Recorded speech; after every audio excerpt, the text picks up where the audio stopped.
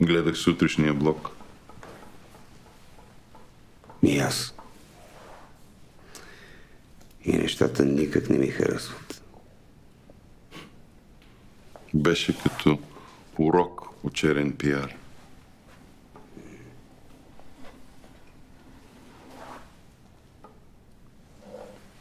Избрали си вече партия носител?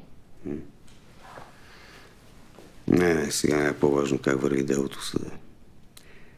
С какво може вие да помогнете? Днес Бояна Василева се оттегли от делото. Моля? Чай, това е абсурдно. Тя не може да... Това усложнява победата на втора инстанция.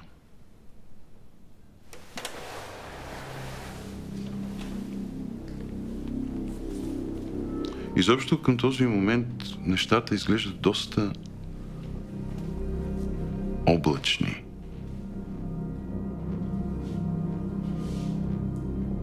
Имаш нужда от нов, силен адвокат. Имам точния човек за теб.